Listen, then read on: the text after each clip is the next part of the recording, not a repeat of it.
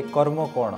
तो कर्म उपर आज आम आलोचना करिया जे भल कर्म कौन खराब कर्म कौन एवं प्रकृत कर्म आमर कौन हवा दरकार तो तापर आम चर्चा रखिया।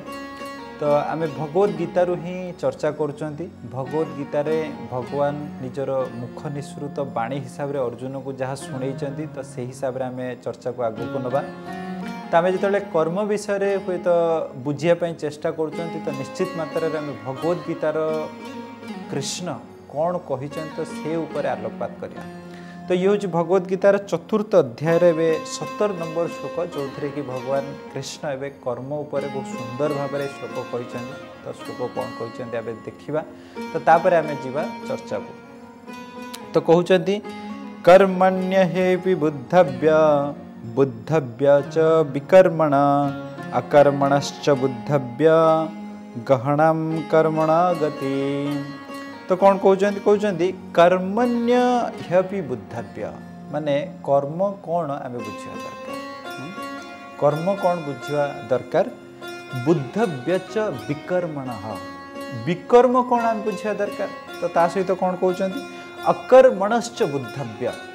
अकर्म कौन आम बुझा दरकार गहनाम कर्मण गति। तो ये जो गतिर कर्मर जो गति ना ये बहुत जटिल ठीक अच्छे। तबे प्रथम जीवा जे कर्मण्य हेपि बुद्धव्य जे कर्म कौन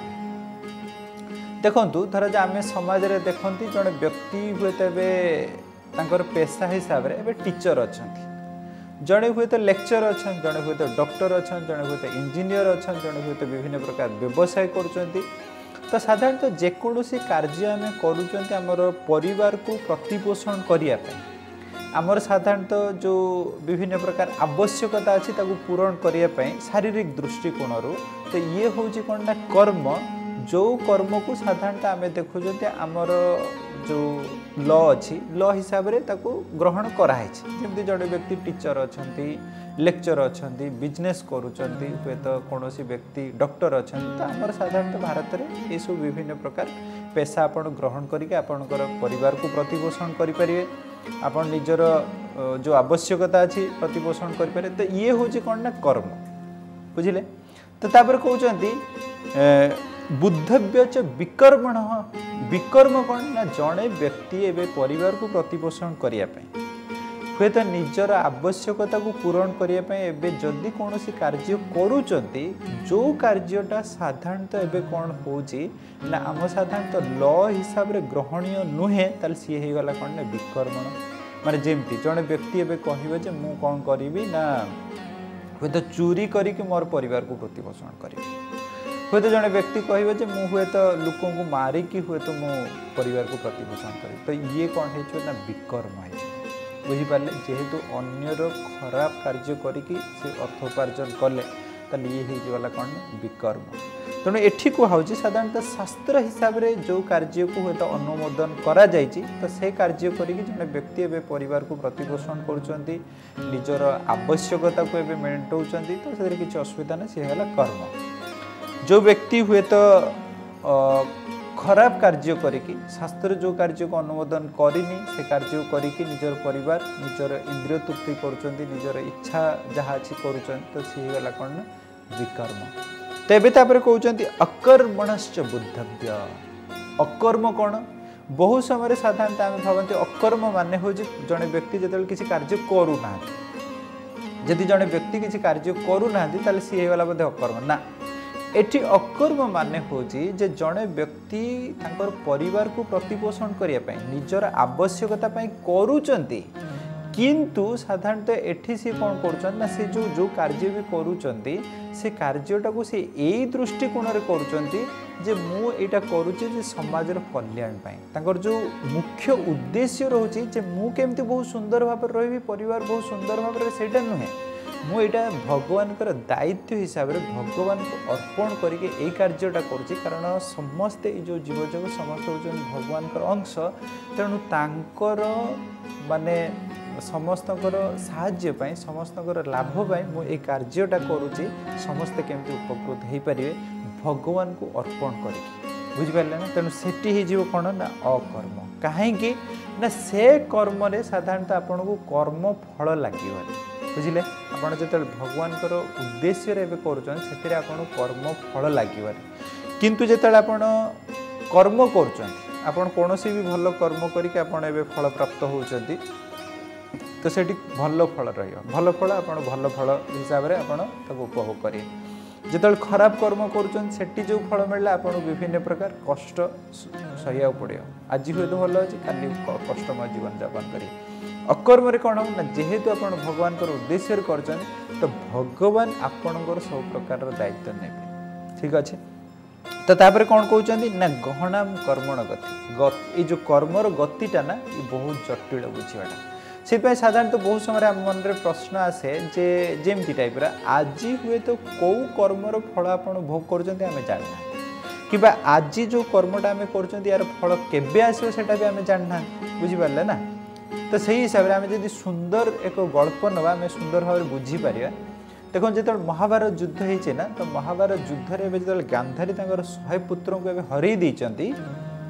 तो सही समय गांधारी कौन है ना तांकर कृष्ण सहित एवं दर्शन है तो कृष्ण को जो दर्शन कर तो गांधारी एवं बहुत मात्रा क्रोध उत्पन्न होती क्या ना कृष्ण उपर तो कृष्ण को या कहते जे हे कृष्ण मुझे कौन भूल करी तो जो कि आपण मोर 100 पुत्र को विनाश करदे तबे कृष्ण कहते देखु मु कौन हिसाब मु किछि ही करनी आपण जेमती टाइप रो कर्म करथिले तो सेमती टाइप रो फल आपण को मिलला तबे गांधारी कहते मुझे कौन कर्म करी तो जो कि ये फल देले तो कृष्ण कहते ठीक अच्छे आप गोटे काम करंतु आपण को मुझे दिव्य चक्षु दूची तो आपण विभिन्न जन्म जो नहीं तो से कर्म देखु कारण गांधारी मन में या जे मु तो यही जो जन्म रे मु बहुत पतिव्रता नारी थी सहित मु भगवान भक्ति बहुत सुंदर भाव में जाचन कर भी एमती कष्ट मत मिलला तबे कृष्ण कहते ठीक अच्छे आप विभिन्न प्रकार जो विभिन्न जन्म जो नहीं तो जन्म को देखु तापर आप निजे जापर तबे गांधारी जो जन्म को विभिन्न जन्म एवं प्रथम जो जन्म नहीं जो जन्म अच्छा देखिले कौन पाप ना तापर जन्म देखिले कौन पाप ना तापर जन्म देखिले कौन पाप ना तो एमती जा पहुँचले कौटी ना 50तम पूर्व जन्म तो 50तम पूर्व जन्म रे देखिले जे गांधारी जड़े राजकन्या थिले एबे जो नदीर पठार भ्रमण कर तो सही टाइम रे कौन होती गोटे गोटे कछुआटे एबे अंडा देछि तो से अंडा को एबे कौतुक वशत खेलु खेलु एबे कौन कले पादरे टिपि टिपि सब भांगी देले तो जो भांगी देइचंती साधारणतः देखंतु कछुआर जो प्रजनन साधारणतः भगवान तो प्रदान करचंती तो अंडा तो एबे कूलर दे गले सी एबे नदी रे जो जो अंडा को तांकु श्रवण अंडा को एबे भाबी पारिबे चिंतन करिबे तो सेही अंडारू एबे पिला बाहरी तो एमती टाइप रो सिस्टम अछि तेबे जो कछुआर अंडा को भांगी देले ये 50टा अंडा एपट साइड रे देखिले ये जो धृतराष्ट्र थिले ये भी सेमती 50तम पूर्व जन्म रे ये थिले कौन ना जड़े राजपुत्र थिले तो ये जिते जाइछंती जंगल को शिकार करिया पई तो गोटे एमती पक्षी को देखिकी ताको एबे सर जोखिछंती तो से पक्षीटा तो उड़ीगला तो पक्षीटा उड़ीगला पर ये एते मात्रा क्रोधान्वित होइछंती तो से पक्षीटा जो अंडा देथिला ना से अंडा को सब एबे माने तीर मारिक सब भांगी देछन सी केतरा ना 50टा तो ये 50 मिसीगला एबे केते हेगला 100 तो 100 जेतल हेगला तो एबे से 100 पुत्र एबे विनाश हो गले तो एबे किंतु गांधारी बहुत सुंदर प्रश्न तो गांधारी कहले जे ठीक अच्छे आप कहते जे मुझे तो 50टा अंडा भांगी देते 50तम पूर्व जन्म रे तो ता पर जन्म रे हुए तो मत फलटा दे पारथांते तो 50तम जन्म पर कौन तो एबे कृष्ण गांधारी कहते देखु 100 पुत्र प्राप्त होगापाई जी पुण्य अर्जन करिया पड़ियो आपन 50टा जन्म लगिला से पुत्र अर्जन करने जो पुत्र अर्जन करें ठीक स्थान काल पात्र आसी पहुँची गला फल भोगिया समस्त एकत्रित हेले तापर ही जाके कौन कर पुत्र को हर तेणु साधारणतः देखो कौटी ना कौटी ये जो कर्मर जो तार जो कनेक्शनटा ना बुझाटा एत सहज नुहे तेणु से भगवान कृष्ण ए अर्जुन को कहते हे अर्जुन देख कर्म कर अधिकार अच्छी तुम किंतु कर्मर फल कौन मिल से बुझाटा तुमर संभवपर नुहे तेणु से कौन कहुच्छी गहनाम कर्मण गति तो कर्मर गतिटा ना बहुत जटिल तो साधारणतः आम जो यही जन्म नहीं ना तो यही जन्म किसी जिनस अच्छी आम पूर्व स्वीकृति हिसाब से प्राप्त होती किसी जिनस आमर माने हाथ में अच्छी किसी जिनस जमी आम प्राप्त होती आम कौन कौ परिवार जन्म हाँ आम हूँ तो पुओ हवा कि झी हवा कौ देश जन्म हवा कौ समाज रे जन्म हवा तो सेटा आम माने आम जान न आम जन्म हो आम केते दिन जीवन यापन करिया हमर मृत्यु केते हम से आम जानना आमको केते सुख और दुख मिल से जिनस भी सब आगु फिक्स अच्छे आमको केते मान सम्मान मिले सी भी सब फिक्स अच्छे ये कौ दृष्टिकोण ना जेहेतु आम हुए तो शास्त्र हिसाब से कहे आम बहुत सारा जन्म नहीं तो मानि नियंतु धर जे आम 100 जन्म नहीं प्रत्येक जन्म हुए तो आम 100 कार्य कर कर्म कर तबे 100 जन्म यदि प्रत्येक जन्म 100 कर्म कर कर्म है 10,000 कर्म है तो जो 10,000 कर्म रु जो कर्म एबे माने फल प्राप्त होगापाई हो जाइए ना से कर्मर फल को भोग करने आम शरीर प्राप्त हो तेणु जेहेतु से कर्मर फल भोग करने आम जन्म होती तेणु से हिसाब से किसी जिनस फिक्स हो आम हुए तो कौ परिवार जन्म नवा पुओ हिसाब से जन्म हवा कि झील हिसाब से जन्म हवा आम केते हुए तो सुख शांति आम मिल पार केते हुए तो मान सम्मान मिल पार तो ये हुए तो आप मन में प्रश्न आसो तो सबकि फिक्स हो गला ना जो मनीष जन्म आम नहीं ना ये गोटे जिनस आम फिक्स नुहे जे आम हुए तो केते मात्रा रे आम भगवान समर्पण रे आसिक आम कार्य कर जिते आम साधारणतः भगवान समर्पण रे आसिक कार्य कर सेठी भगवान हुए तो आमर पूर्व स्वीकृति हिसाब से कौन अच्छी न अच्छी से चेंज करें जमती टाइप उदाहरण हिसाब से आम ने जड़े व्यक्ति जदि एवं हुए तो मृत्यु दंडादेश पाइचन ना आम साधारणतः देखती राष्ट्रपति चाहिए कोहल कर राष्ट्रपति चाहिए बंचे पारे तो सेमती टाइप तो ये जो भगवान जड़े भक्ति करने आरंभ कर भगवान को हूँ जा कि मागुच तो भगवान कर्म हिसाब से कौटा अच्छी न अच्छी लाघव करें सहित आ गए देखते आम जो कौन सुख आ दुख कि मान अपमान ये भी सब देखो आप ये हूँ मानसिक स्थिति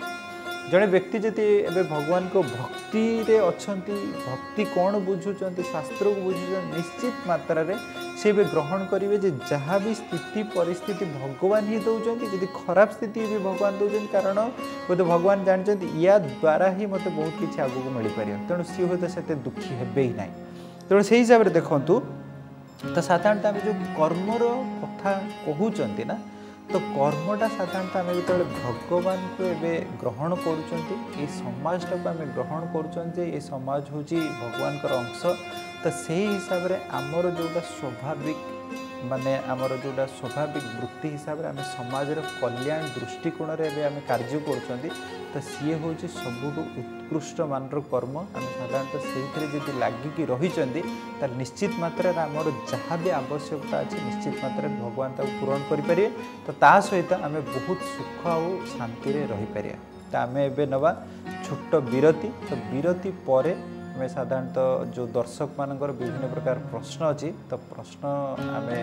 नवा तार उत्तर देवाई चेष्टा करें हरे कृष्ण।